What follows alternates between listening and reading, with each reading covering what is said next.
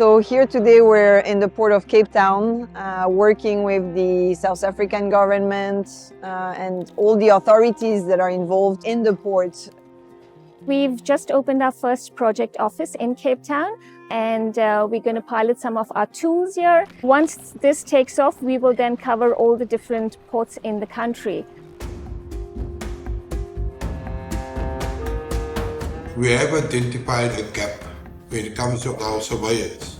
They do not have a lot of experience in picking up forced labor issues, as other countries would have. We discussed ILO's possible assistance in providing training on forced labor indicators to SAMHSA surveyors.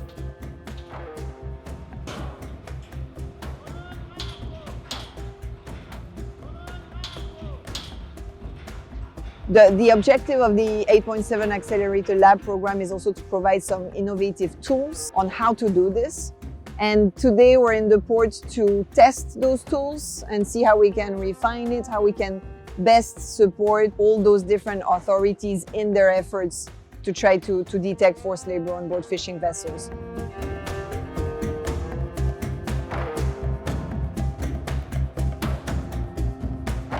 As part of our inspections, beyond the documents and beyond interviews, we also do workplace walkthroughs. The ship itself, the vessel, forms an extension of the workplace, because this is essentially a workplace and a place that they live in for the duration of the time that they're at sea. So this is more of a practical walkthrough to see their conditions, and if we do bump into them, have a quick chat on the side.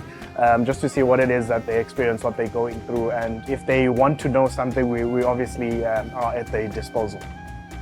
We interviewed Indonesian fishers who are here on foreign flag vessels, and we're in fact going to Indonesia in a few weeks to also meet with those fishers in their countries of origin. And so one of our objectives is to see how can we pilot those detection tools on forced labor to then also take them and replicate them in other countries.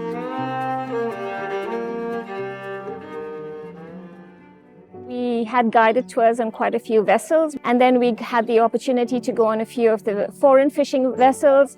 We went onto one vessel that has been abandoned. We hear complaints about withholding salaries, poor or terrible working conditions. There are cases where they have insufficient food on board. Fishers I have spoken to, they said they need to boil the water, otherwise they will have problems. Working conditions on board depends on how old is the vessels. 25 or even 30 or even 40 years old. It's sad to hear stories like this.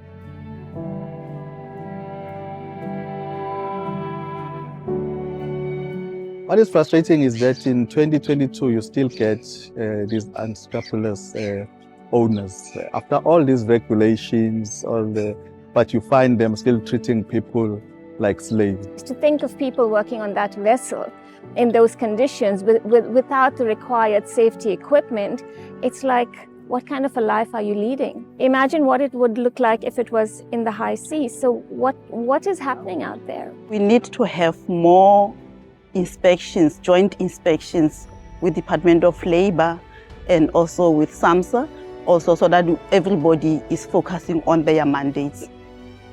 These things can only be addressed if everybody responsible works together. So you need the Department of Labor, you need SAMHSA, you need Department of Fisheries, you need police.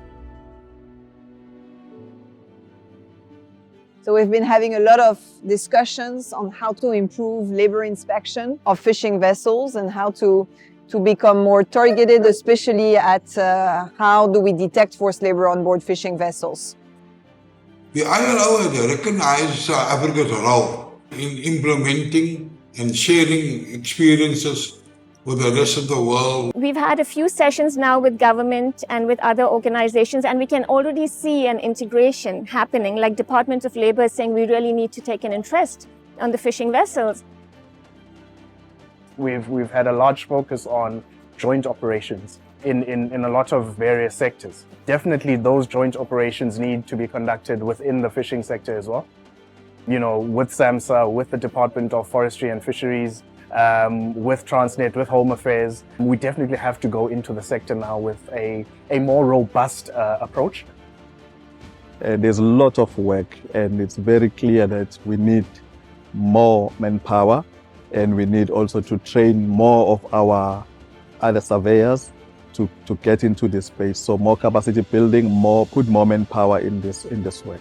We recognize the need to incorporate or expand the Durban call to action to give more effect and emphasis be placed on the issue of forced labor. You make a difference. You find seafarers abandoned, you find seafarers hungry or unpaid. You find solutions, you engage social partners, other departments, and the times you can manage to get the owner to take responsibility, or you force the owner to take responsibility. So when you see them off, getting all what is due to them and flying home, there is no better feeling.